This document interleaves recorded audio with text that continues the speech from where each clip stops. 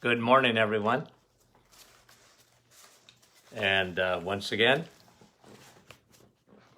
you're welcome. No, I welcome you to our live this morning. Hope you're having a great start to your day. And Nativity and Shani, nice to have you on with us this morning. And Monette and Jean and John from Elgin, Illinois. Lee, good morning to you. And Rosa, we sure appreciate it, you guys. Jerry and from Nouveau Brunswick, and Susan and Kim from Florida. Steph, good morning to you. Faye, Marie-Paul, how are you? Laurie, Bob, and Kathy. Madeleine, how are you, Madeleine? Nice to see you on this morning. Andrea and Jerry are watching from Nouveau Brunswick. And Roxanne, Jody, Rebecca, good morning, Rebecca, from Callender, Colleen, Laura, you guys are great. Thanks for coming on. We appreciate it. Nellie, our faithful watchers, and Chris, good morning to you. Linda, Connie, and Rhonda, good morning to you. Okay, we're gonna get going. We got a good. I'm gonna blow your socks off here, Helen, and Nellie, Kathy, Sandy, Micheline, and Yolande, and Anne. Good morning to you, and Angela, Charmaine. Yeah, first time, Charmaine. Good to have you on. Bonnie, and our staff, Nick, Lori, and Lynn, and Dave, and Anna, Sonia. You guys are great. Glenna. I hate to stop. Vera, and Mara, and Terry. Okay, got to get going. I'll come on afterwards and say hello to you folks. I want to talk about a new study that came out in, I think I told you yesterday, I read it, Friday, Saturday? I can't remember. And I flagged it immediately because it was unbelievable. Unbelievable. Okay, so I'm going to preach this morning. Well, I'm going to start off just with a verse in the Bible because I want to show you something, and then I'm going to develop that study that came out. Okay, now listen to this, okay? I want you to listen.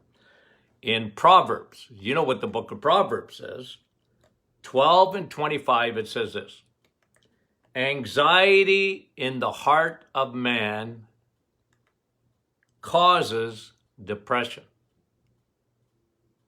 Anxiety in the heart of man causes depression. It's the cause of depression. Now, this study came out. It's the first time I've seen this. And it says this: depression, okay? Listen to what the study headline. Here's the headline. Depression is a protective mechanism due to the fight or flight mechanism in your body. So depression is a reaction to anxiety, the fight or flight. It's cortisol. Because it was, for years and years and years, depression was separated from anxiety. And I always said, well, it's a two-headed coin. Some people get anxiety, some people get depression. But what this study is showing, that anxiety is the actual cause of depression, because what happens? People that get depressed, it's a protective mechanism from the fight or flight. So if you get that constant drip, the constant drip of stress, anxiety, like, ooh. For some people, what they do is their body shuts down. Okay, so let me just give you a definition of clinical depression. Okay, so I just, you can Google this. I mean, I'm not going to give you anything that's different. Depression is defined as feeling hopeless, helpless, worthless, guilty, ashamed, or restless. And it's a chemical, it's defined in medicine as a chemical imbalance. And, obviously some people are more prone to depression than others, but this new study, it's incredible because it's looking, and I'm going to talk to you more about what I've seen, and I've said it many a times, not the first time today. I'll just go over what I saw in my office for 46 years. Okay? I'll tell you what I saw clinically. But think about that. The effect of anxiety. And, I've come out with this, the coming tsunami. COVID has made us stressed. COVID has made us anxious. Okay, so the final stage of depression, by the way, is you lose interest in activities that once were pleasurable to you. It's the final stage. They get so low that they find no pleasure in things that they used to get pleasure in. And there's no doubt that chemistry gets affected because the body, for some people, their protective mechanism is to go into depression. It's incredible. It's incredible. Okay, now, let me just go over some of the things that I've talked about in the past when it comes into depression, and I'll talk to you about clinically what I found.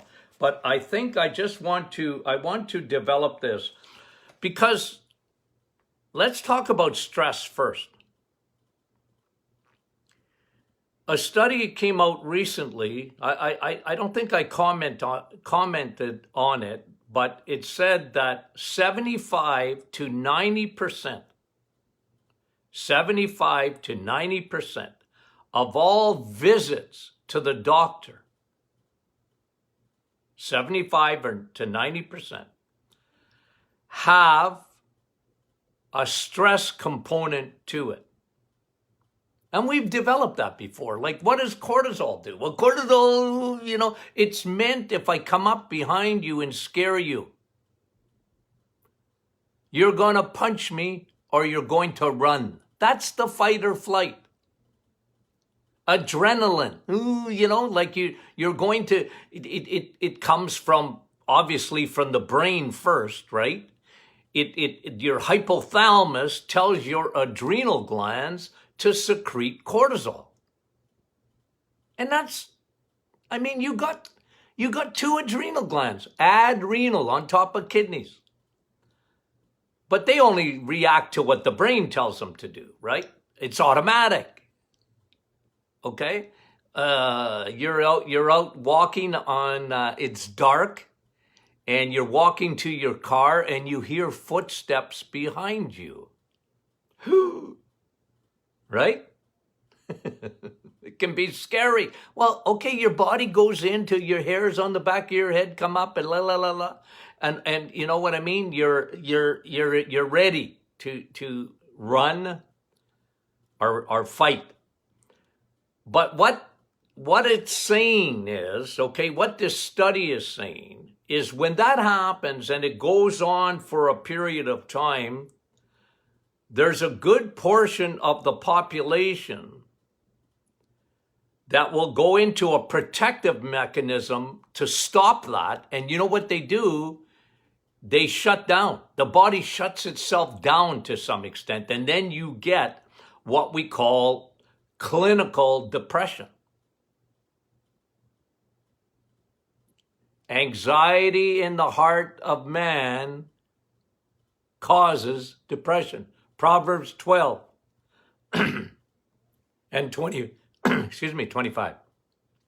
Crazy.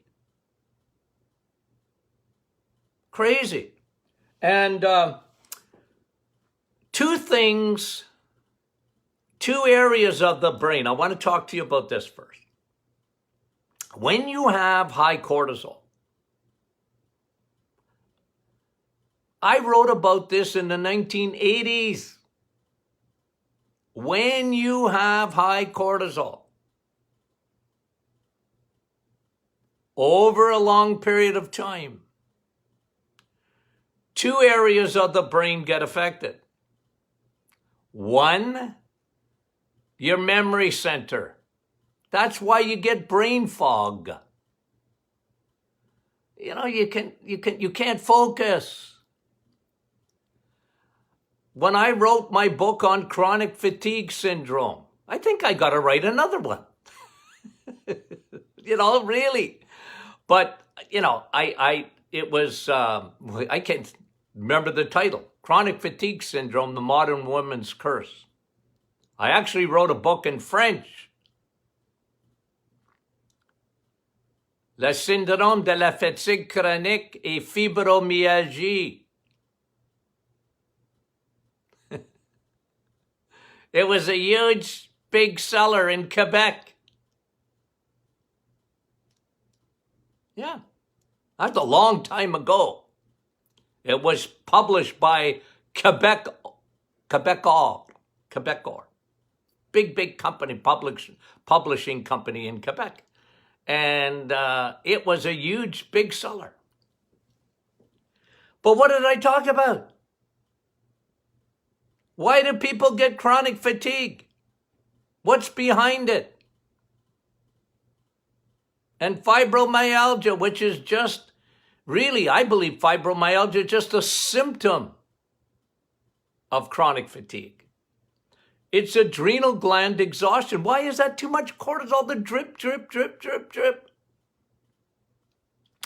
And for some people, they go into pain, fibro. Some people go into exhaustion, chronic fatigue syndrome, exhausted. Barely get out of bed. And some people, and you can get all three of these, but some people would go into an actual depression. And what the study is saying is that's the body's mechanism to protect itself from chronic secretion of cortisol. Physiologically, that's what's happening. And some of the population, and it's getting bigger and bigger and bigger. And I just got to say this because this is what makes me, should I use the word angry? This is what gets my cortisol up. You know me, I've said it for a long time. We're not thinking past our noses. We're not looking. The public health officials. Virus. Close down, no more school, wear your mask, blah, blah, blah. Okay, I get it. But they're not thinking past their noses because the population, there's going to be an enormous amount of depression, clinically, coming to a theater near you. Now, I'm not a prophet nor the son of one, but I'm telling you, I have an honorary degree in obituariology. Oh, when I see young people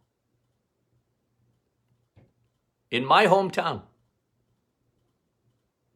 one a day on average since March, one a day.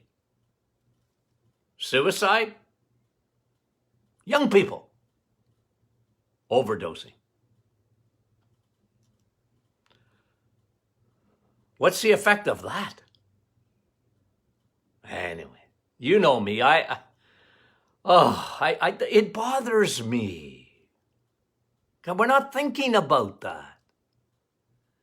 And you know what? I get a little bit upset at my generation,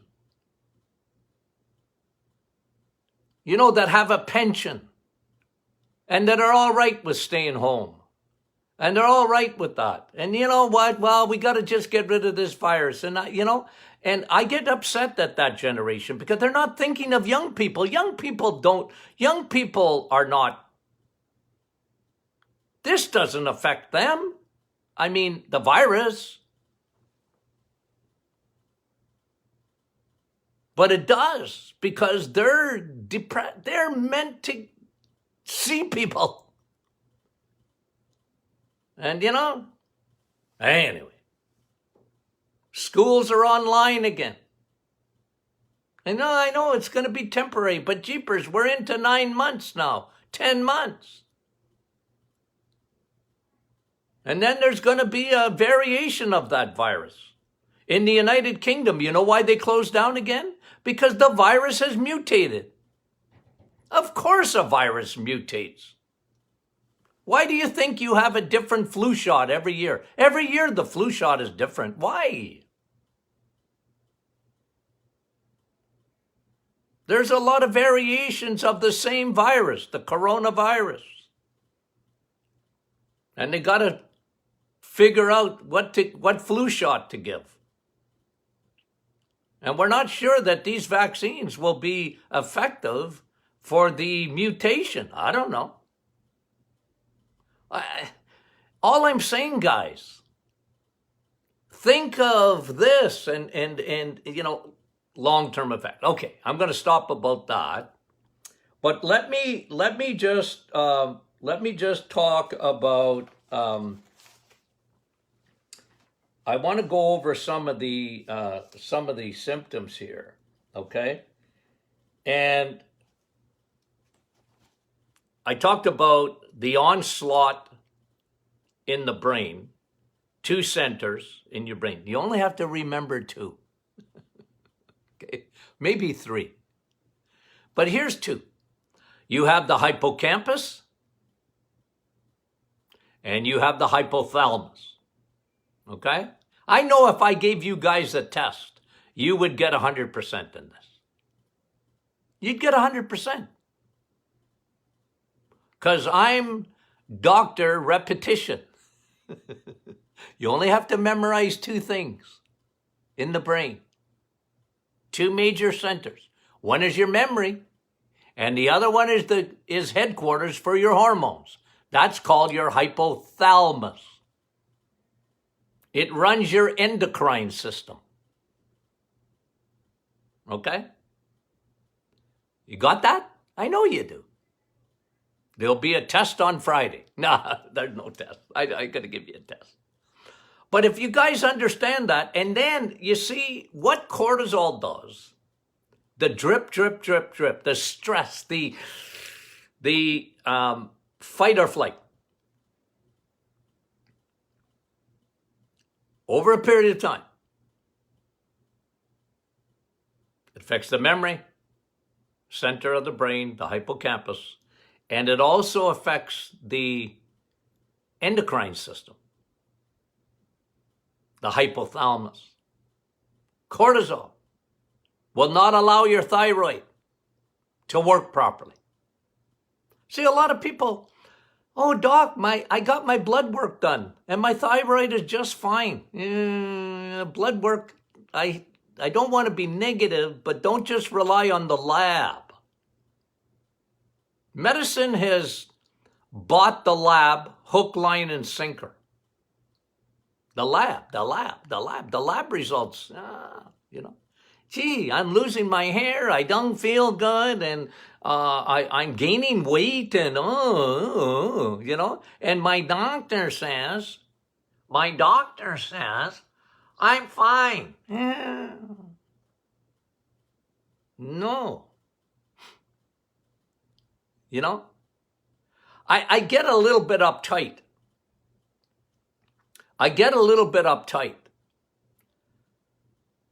The simplicity of weight loss. And you know what? Just stop eating and exercise more. I mean, that's been going on for, I don't know, as long as I've been in practice. But it hasn't been very successful. Because they're not taking into account, what about if you're a stress ball? What does cortisol do? Well, it affects the hypothalamus. What else does it do? It affects the conversion of T4 to T3. Your thyroid can't even function properly. What if you have too much estrogen because of your hypothalamus being affected by cortisol? Estrogen will affect your thyroid. Estrogen dominance. Insulin. Well, it's like the chicken or the egg. What comes first? You don't feel good or you're stressed and you eat. You're craving. Well, think about this for a second. Just, if you're listening to a podcast, listen to what I'm going to do. Okay? That's what's happening inside your body when cortisol is high. Okay, got it? And on the thing, you can see me. I'm doing that. Okay? What happens? Well, your blood sugar's got to go up because you're getting ready to fight or flight. And what goes up must come down. So what do you get? Fluctuations in blood sugar, even without eating. Cortisol will elevate your blood sugar. Why? It's trying to get you to run or punch.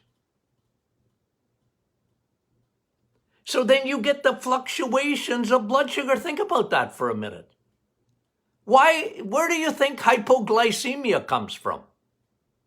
What goes up must come down. So what do? You crave. You got high levels of cortisol. You crave sugar. You see Laura Secords, you want to do a swan dive. Chocolate. Ladies. But, I get a little uptight when like even some of my guru friends, okay, colleagues.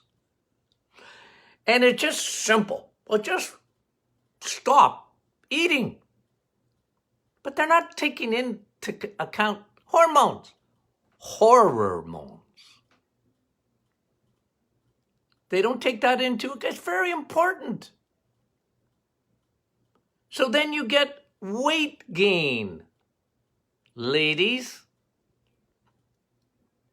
how come my husband loses more weight than me?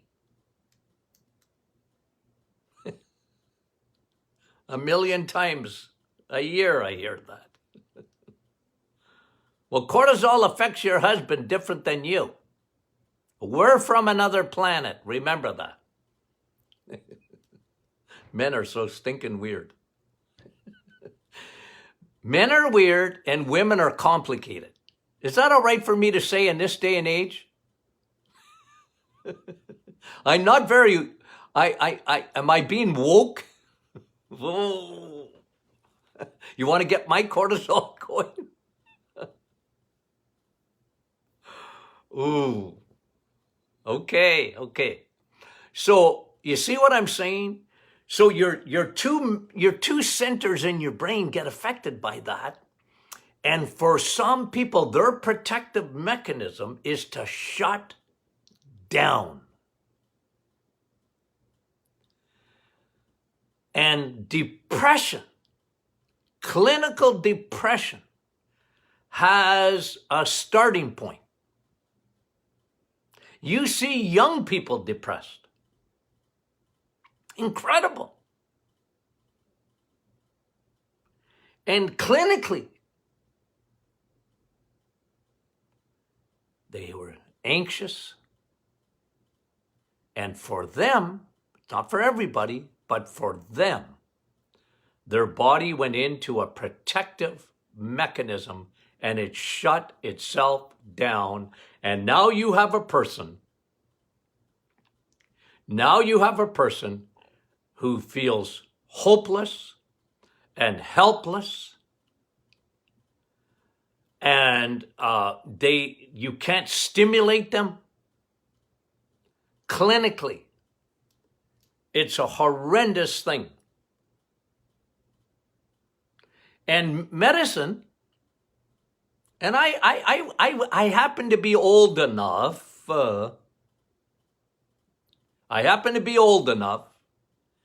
When they started with the SSRIs, serotonin, okay? Serotonin, just to play with the brain, with antidepressants, Prozac. I was there when it came out. I was in practice. It was in the 70s. And I'm not against it. Please don't come at me and say, oh, Dr. Martin, he's against Prozac. Yeah. But here's what it was, and here's what it still is supposed to be. It's supposed to be temporary. Those medications were never meant. As a matter of fact, when they first come out, they said, this is to get you through a terrible crisis of depression. Only to get you through and don't use past 6 months. And that was a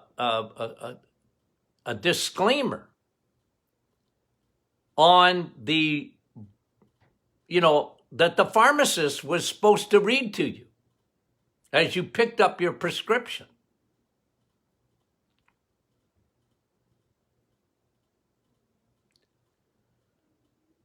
And clinically, here's what I saw, almost without exception.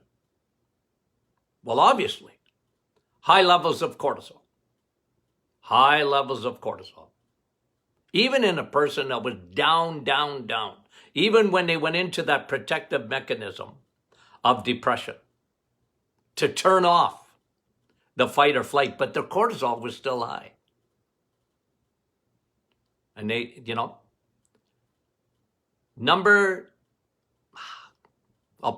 I'll just tell you what I saw, then you can. I always saw, I can't even think of an exception. High circulating insulin in depression. They had high circulating insulin. Of course, they had no more joie de vivre, and so what did they do? Whatever simple, carbs. Of course, your insulin goes up. If your insulin goes up, your inflammation goes up. It's silent. So I saw inflammation, the marker. You know what I saw too? A complete lack, very low levels of B12. And I talked to you about that yesterday. If you don't eat steak, vitamin S, you ain't getting B12 from your food, our liver. I hate to admit it. But when you're eating chicken, and you're eating chicken and salad, you don't get B12. So don't fool yourself. You just don't.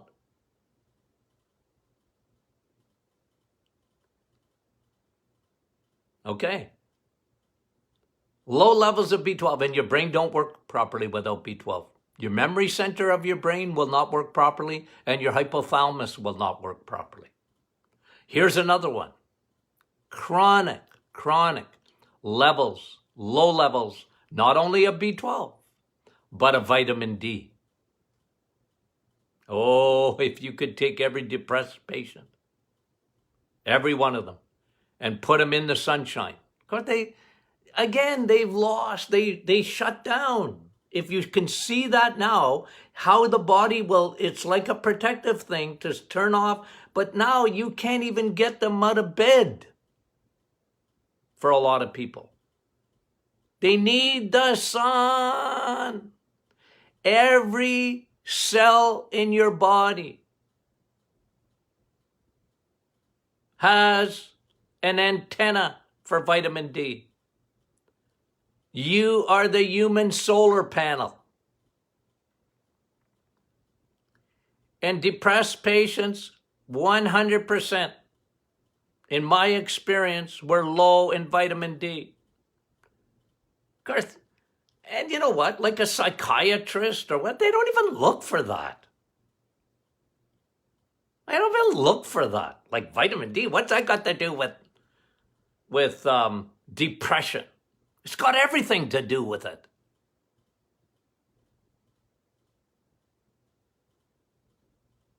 Never mind what vitamin D does for your immune system and everything like that. It has a huge effect on your brain chemistry. Here's another one I saw. Low levels of omega-3. Low levels of omega-3, especially, remember what your brain is made up of. What's in your brain? Fat.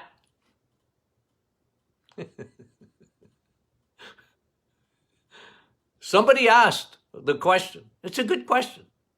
Doc, why did I get a gallbladder attack after starting the reset? It's a good question.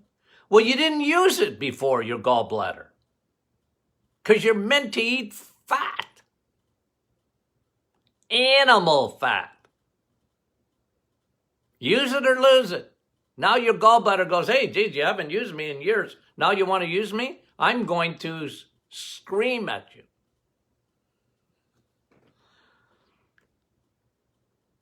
Right? Low levels of omega-3 and especially DHA. DHA is the brain part of omega-3. Okay? The DHA. And DHA is only found in the animal kingdom. It's not in plants. It's not in fruits. It's not in avocado. Avocado's good. But it don't have DHA. And DHA is what your brain is made up of. Okay. I've gone overtime.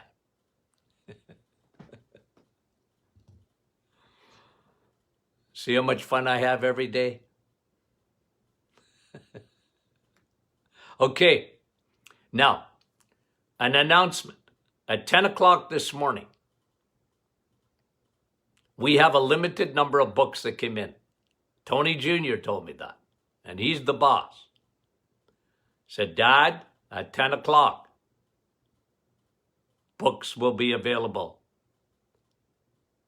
You guys, I want to just tell you, you've made it. Okay? It's not in the bookstores. You've made it a #1 selling Canadian book already. And we just had a limited supply. And now we're getting another. This COVID thing and publishing. Anyway, okay? So at 10 o'clock, if you haven't got your copy and you got, like, the reviews on it been tremendous. And we thank you guys for that, okay? I mean that. We thank you for that. So that's today, 10 o'clock, this morning, okay? The reset. For those who've been doing the reset, good for you. Stick to it. Stick to it. Friday is what? Friday is question and answer Friday. Now, Thursday, tomorrow, I am going to do afternoon, 4 o'clock. Okay? So I won't be on in the morning. I'll be on in the afternoon. But you can always, if you can't get it, you can listen to our podcast. So sign up. If you had not signed up for our podcast, sign up for our podcast at martinclinic.com. Just sign up for it. And you can watch it on your smartphone or whatever. I don't know. I know too much. I do listen to podcasts, though. Okay. So 10 o'clock, books are on sale again. Love you guys. Talk to you soon.